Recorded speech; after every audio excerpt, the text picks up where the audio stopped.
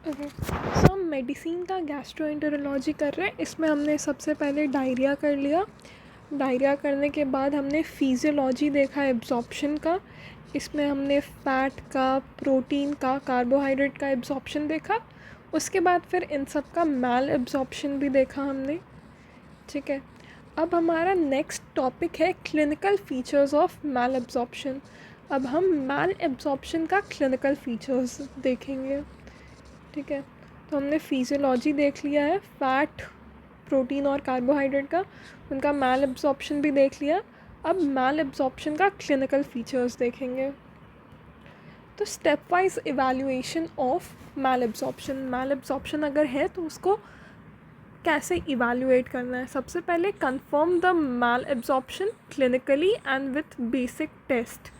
तो मैल एब्जॉर्प्शन को कंफर्म करेंगे। मैल एब्जॉर्प्शन को कंफर्म कैसे करेंगे? क्लिनिकल सिम्टम्स देख के क्लिनिकली करेंगे और साथ साथ में टेस्ट के थ्रू भी। ठीक है, बाय इन्वेस्टिगेशन। तो पहले डायग्नोसिस कंफर्म करना है। ठीक है, डायग्नोस करना है कि हाँ ये मैल एब्जॉर्प्शन ही है।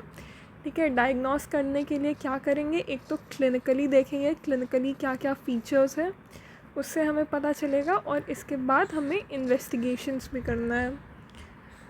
Then confirm global versus selective malabsorption. Malabsorption है ये पता चल गया, अब पता करना है कि वो ग्लोबल है या सेलेक्टिव है। सेलेक्टिव मतलब किसी एक चीज़ के लिए है, या तो फैट के लिए होगा, या प्रोटीन के लिए होगा, या कार्बोहाइड्रेट के लिए होगा। और ग्लोबल में क्या क्या आ जाता है? सीलियाक डिजीज़, विपल डिजीज़ और ट्रॉपिकल स्प्रू। इसमें सबका ही एब्जॉर्प्शन इफ़ेक्ट होता है। तो पहले मैल एब्जॉर्प्शन का डायग्नोसिस कंफर्म करना है, फिर ये देखना है कि वो सेलेक्टिव है कि ग्लोबल। ग्लोबल 3 टाइप का हो गया, विपल डिजीज़, सीलियाक डिजीज़ और ट्रॉपिकल स्प्रू। सेलेक्टिव में या तो फैट से रिलेटेड हो सकता है, या प्रोटीन से रिलेटेड हो सकता है, या कार्बोहाइड्रेट से रिलेटेड हो सकता है। And then confirm the aetiology. ठीक है, अंडरलाइंग पैथोलॉजी पता करना है, ईटियोलॉजी पता करना है कि वो जो मैल एब्जॉर्प्शन है वो हो क्यों रहा है। तो पहले मैल एब्जॉर्प्शन कंफर्म करना है, फिर किस टाइप का मैल एब्जॉर्प्शन है वो कंफर्म करना है, और फिर उसका ईटियोलॉजी पता करना है। तो मैल एब्जॉर्प्शन का क्लिनिकल फीचर्स क्या होगा? गैस्ट्रोइंटेस्टाइनल सिस्टम से रिलेटेड क्लिनिकल फीचर्स क्या होगा? सबसे पहले हमको ऑस्मोटिक डायरिया मिलेगा। ऑस्मोटिक डायरिया का साइट क्या होता है? Small intestine. Osmotic diarrhoea small intestine का डायरिया है। स्मॉल इंटेस्टाइन का बाकी कौन कौन सा डायरिया था? स्मॉल इंटेस्टाइन में ऑस्मोटिक डायरिया हो सकता है, या सीक्रेटरी डायरिया हो सकता है। ये सब क्रॉनिक डायरिया हो गया। अगर स्मॉल इंटेस्टाइन का अक्यूट डायरिया है तो वो इन्फेक्शंस जैसे कि वायरल इन्फेक्शंस के कारण हो सकता है। तो पहला प्रेजेंटेशन हो गया गैस्ट्रोइंटेस्टाइनल सिस्टम में ऑस्मोटिक डायरिया। ऑस्मोटिक डायरिया का साइट होता है स्मॉल इंटेस्टाइन। ऑस्मोटिक डायरिया एक टाइप का क्रॉनिक डायरिया है। ठीक है, that's why the duration is more than 4 weeks. ठीक है, it is a type of chronic diarrhoea, मतलब जो ड्यूरेशन है that is more than 4 weeks. और यहाँ पे stool osmotic gap is greater than 100 milli osmolality per KG.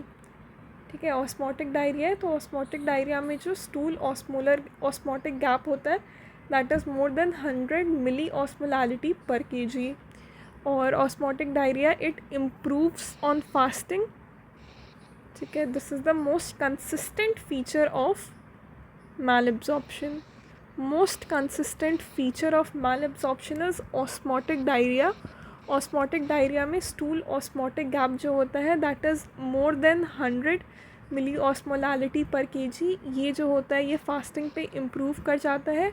ये एक टाइप का क्रॉनिक डायरिया है, मतलब इसका जो ड्यूरेशन होगा वो 4 वीक से ज़्यादा होगा। And this is the most consistent feature of mail absorption.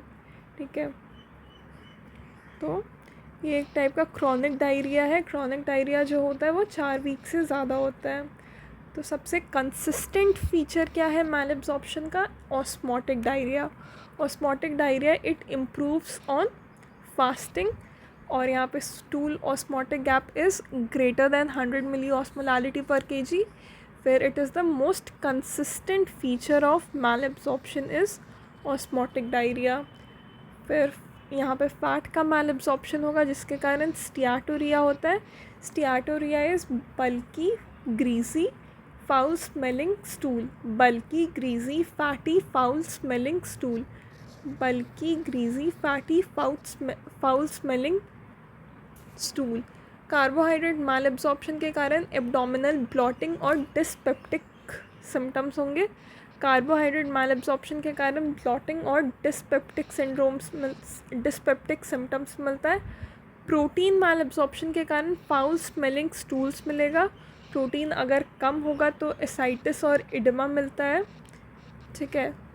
And there is also unexplained weight loss in all forms. तो मोस्ट कंसिस्टेंट फीचर क्या है मैल एब्जॉर्प्शन का? Osmotic diarrhoea. फैट का मैल एब्जॉर्प्शन के कारण steatorrhoea is the clinical feature. Carbohydrate malabsorption के कारण blotting मिलेगा, डिस्पेप्टिक सिम्टम्स मिलता है। प्रोटीन मैल एब्जॉर्प्शन के कारण एसाइटिस और इडिमा तो होगा, और जो स्टूल होता है दैट इज़ फाउल स्मेलिंग, ठीक है। तो यहाँ पे अनएक्सप्लेन्ड वेट लॉस मिलता है मैल एब्जॉर्प्शन में। कार्बोहाइड्रेट मैल एब्जॉर्प्शन के कारण ब्लॉटिंग मिल सकता है। फैट मैल एब्जॉर्प्शन के कारण स्टियाटोरिया मिलता है। प्रोटीन मैल एब्जॉर्प्शन के कारण इडिमा होता है, ठीक है। इसके अलावा बाकी जैसे जैसे पढ़ेंगे तो मैल एब्जॉर्प्शन का क्लिनिकल फीचर्स में एनीमिया भी है, ग्लोसाइटिस भी है, न्यूरोपैथी भी है, ठीक है। गैस्ट्रोइंटेस्टाइनल सिम्टम्स में हमने क्या देखा? Osmotic diarrhoea, steatorrhoea, bloating, foul smelling stool, ascites, oedema और अनएक्सप्लेन्ड वेट लॉस, ठीक है। दूसरा सिस्टम क्या है? Musculoskeletal system. मस्कुलोस्केलेटल सिस्टम में फैट का मैल एब्जॉर्प्शन होगा जिसके कारण विटामिन डी और कैल्शियम का मैल एब्जॉर्प्शन होगा, ठीक है। फैट मैल एब्जॉर्प्शन के कारण विटामिन डी का मैल एब्जॉर्प्शन होगा। Vitamin D is a fat soluble vitamin. Vitamin D का मैल एब्जॉर्प्शन होगा तो कैल्शियम का डिफिशियंसी होगा। फैट मैल एब्जॉर्प्शन के कारण विटामिन डी कम होगा, कैल्शियम कम होगा, ठीक है। और इसके कारण फिर टेटनी, बोन पेन और फ्रैक्चर्स मिलता है। तो मस्कुलोस्केलेटल सिस्टम में जो फीचर्स हैं वो क्यों हो रहा है? Because of deficiency of vitamin D और कैल्शियम, और उसके कारण फ्रैक्चर्स, बोन पेन और टिटनी मिलता है। टिटनी, बोन पेन और फ्रैक्चर्स। क्यूटेनियस मैनिफेस्टेशंस में विटामिन B12 की डिफिशियंसी के कारण, नियासिन के डिफिशियंसी के कारण हाइपर पिगमेंटेशन मिलता है। विटामिन B12 और नियासिन के डिफिशियंसी के कारण हाइपर पिगमेंटेशन मिलता है। विटामिन C डिफिशियंसी के कारण पैराफॉलिकुलर हीमरेज मिलता है, पेरीफॉलिकुलर हीमरेज और curly spiral hair. Vitamin B12 और नियासिन के डिफिशियंसी के कारण हाइपर पिगमेंटेशन होगा। विटामिन B12 का अगर डिफिशियंसी है तो कौन सा क्यूटेनियस मैनिफेस्टेशन होता है? हाइपर पिगमेंटेशन होता है। नियासिन के डिफिशियंसी के कारण भी हाइपर पिगमेंटेशन होता है। विटामिन C डिफिशियंसी के कारण पेरीफॉलिकुलर हीमरेज और कर्ली और स्पाइरल हेयर मिलता है, ठीक है। ये दोनों बहुत इंपॉर्टेंट है। तो विटामिन B12 और नियासिन के डिफिशियंसी के कारण हाइपर पिगमेंटेशन मिलता है। और नेक्स्ट था विटामिन C के डिफिशियंसी के कारण पेरीफॉलिकुलर हीमरेज और कर्ली स्पाइरल हेयर मिलता है। विटामिन K का डिफिशियंसी होगा तो ब्रूसिबिलिटी होगा, एक्िमोसिस होगा। विटामिन K डिफिशियंसी के कारण एक्िमोसिस और ब्रूसिस होता है। जिंक और एसेंशियल फैटी एसिड के डिफिशियंसी के कारण, जिंक और एसेंशियल फैटी एसिड के डिफिशियंसी के कारण एक्रोडर्मेटाइटिस होता है। एक्रोडर्मेटाइटिस क्यों मिलता है? Because of deficiency of zinc and essential fatty acid. Vitamin A deficiency के कारण फॉलिकुलर हाइपरकेरेटोसिस मिलता है।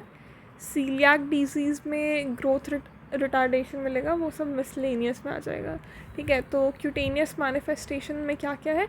विटामिन B12 और नियासिन डिफिशियंसी के कारण हाइपर पिगमेंटेशन मिलता है।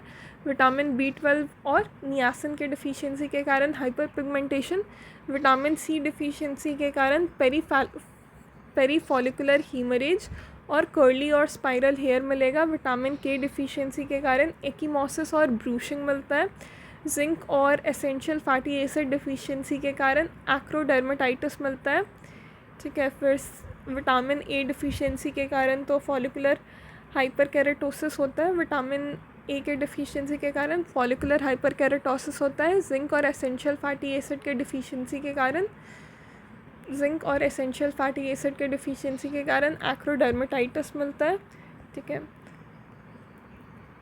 एक और बार, vitamin B12 niacin, hyperpigmentation, vitamin C, perifollicular haemorrhage, curly spiral hair, vitamin K, ecchymosis, bruising, zinc, essential fatty acid, acrodermatitis, vitamin A के डिफिशिएंसी के कारण फॉलिकुलर हाइपरकेरेटोसिस मिलता है। ठीक है, मिसलेनियस, सीलियाक डिजीज़ के कारण ग्रोथ रिटार्डेशन हो सकता है। सीलियाक डिजीज़ के कारण ग्रोथ रिटार्डेशन होगा। अनीमिया क्यों होता है? Because of intestinal malabsorption. अगर डिस्टल पैथोलॉजी है, ठीक है, तो वो क्यों होगा? विटामिन B12 डिफिशिएंसी के कारण। विटामिन B12 कहाँ पे एब्जॉर्ब होता है? विटामिन B12 इलियम में एब्जॉर्ब होता है। ठीक है, तो अगर डिस्टल पैथोलॉजी है, मतलब इलियम का पैथोलॉजी है, तो विटामिन B12 का डिफिशिएंसी होगा, उसके कारण अनीमिया होगा। और अगर प्रॉक्सिमल पैथोलॉजी है तो उसमें आयरन का डिफिशिएंसी होगा या फॉलेट का डिफिशिएंसी होगा। तो जो अनीमिया है, ठीक है, वो दो चीज़ के कारण हो सकता है, या तो प्रॉक्सिमल पैथोलॉजी है या डिस्टल पैथोलॉजी है। डिस्टल पैथोलॉजी में विटामिन B12 का डिफिशिएंसी होगा तो मेगलोब्लास्टिक अनीमिया होगा। और प्रॉक्सिमल पैथोलॉजी में आयरन का डिफिशिएंसी हो सकता है या फोलेट का डिफिशिएंसी हो सकता है।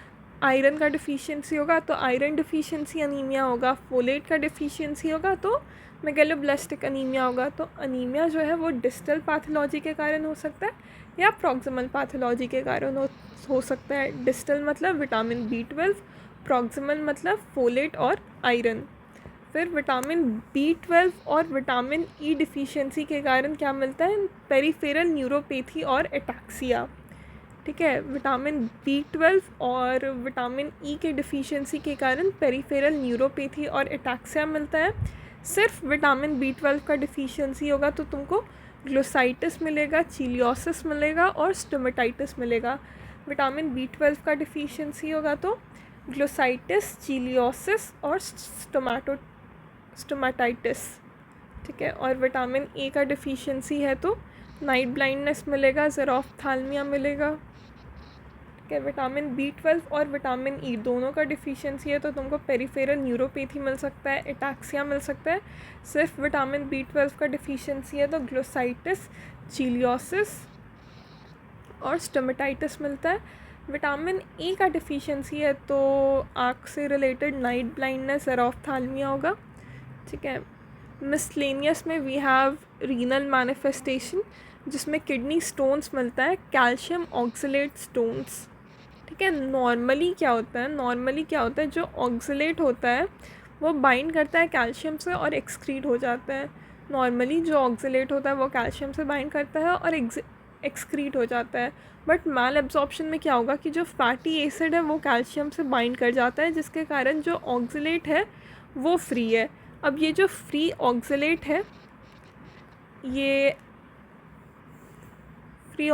है, ये कोलोन में एब्जॉर्ब हो जाता है, जिसके कारण ऑक्सैलोयूरिया होता है, और उसके कारण फिर कैल्शियम ऑक्सलेट स्टोन्स मिलता है। तो नॉर्मली क्या होता है कि जो कैल्शियम है वो ऑक्सलेट से बाइंड करेगा और जो वो होता है वो एक्सक्रीट हो जाता है। कैल्शियम ऑक्सलेट का जो बाइंडिंग है वो एक्सक्रीट हो जाता है। अब मैल एब्जॉर्प्शन में क्या होता है? मैल एब्जॉर्प्शन में फैटी एसिड्स बहुत है, अनएब्जॉर्ब फैटी एसिड्स है जो कि कैल्शियम से बाइंड कर जाता है, जिसके कारण ऑक्सलेट फ्री हो रहा है। अब ये जो फ्री ऑक्सलेट है ये यूरिन में एक्सक्रीट कर रहा है, फ्री ऑक्सलेट यूरिन में एक्सक्रीट करता है, जिसके कारण मैल एब्जॉर्प्शन होता है। फ्री ऑक्सलेट जो यूरिन में एक्सक्रीट हो रहा है उसके कारण ऑक्सैलोयूरिया होता है, और ऑक्सैलोयूरिया के कारण ऑक्सलेट स्टोन्स होते हैं, कैल्शियम ऑक्सलेट स्टोन्स होते हैं। ठीक है, जो फ्री फैटी एसिड है वो बाइंड करता है किससे? कैल्शियम से, जिससे जो ऑक्सलेट है वो फ्री हो जाता है, एब्जॉर्ब हो जाता है कोलोन में, ऑक्सैलोयूरिया करवा देता है, और ऑक्सैलोयूरिया के कारण फिर रीनल ऑक्सलेट स्टोन्स बनते हैं, कैल्शियम ऑक्सलेट स्टोन्स बनते हैं। ठीक है, बिकॉज जो फैटी एसिड है वो कैल्शियम से बाइंड कर जा रहा है, ऑक्सैलोयूरिया हो रहा है, जिसके कारण ऑक्सलेट किडनी स्टोन्स बनते हैं। Now let's see the symptoms not seen in malabsorption. Symptoms not seen in malabsorption का क्या होगा? एब्डोमिनल पेन, फीवर और कॉन्स्टिपेशन. तो मैल एब्जॉर्प्शन में डायरिया प्रेजेंट होता है, कॉन्स्टिपेशन एब्सेंट होता है. मैल एब्जॉर्प्शन का मोस्ट कंसिस्टेंट फीचर जो है दैट इज़ ऑस्मोटिक डायरिया. ठीक है, तो मैल एब्जॉर्प्शन में डायरिया मिलता है, कॉन्स्टिपेशन नहीं मिलता है. कॉन्स्टिपेशन नहीं मिलता है, एब्डोमिनल पेन नहीं मिलेगा, फीवर नहीं मिलेगा. Differentials that mimic malabsorption. ठीक है, तो मैल एब्जॉर्प्शन से रिलेटेड ट्यूबरक्लोसिस हो सकता है. मैल एब्जॉर्प्शन का डीडी होता है टीबी, क्योंकि टीबी में भी वेट लॉस होगा. लॉन्ग स्टैंडिंग डायरिया, इडमा और एसाइटिस. तो टीबी में क्या क्या मिलता है? लॉन्ग स्टैंडिंग डायरिया मिलता है. टीबी में लॉन्ग स्टैंडिंग डायरिया मिलता है, मतलब क्रॉनिक डायरिया मिलेगा. ठीक है, वेट लॉस होगा, इडमा होगा, एसाइटिस होगा. दूसरा डिफरेंशियल डायग्नोसिस क्या है मैल एब्जॉर्प्शन का? Then that is nephrotic syndrome, क्योंकि नेफ्रोटिक सिंड्रोम में यूरिन में प्रोटीन लूज होता है, जिसके कारण भी इडेमा हो सकता है. तो मैल एब्जॉर्प्शन का 2 डीडी है, एक तो नेफ्रोटिक सिंड्रोम हो गया और दूसरा टीबी हो गया. TB is a DD for TB is a differential diagnosis of malabsorption. और दूसरा डिफरेंशियल डायग्नोसिस क्या है मैल एब्जॉर्प्शन का? Nephrotic syndrome. नेफ्रोटिक सिंड्रोम क्यों? क्योंकि यहाँ पे जो प्रोटीन्स होते हैं they are lost in the urine leading to इडमा.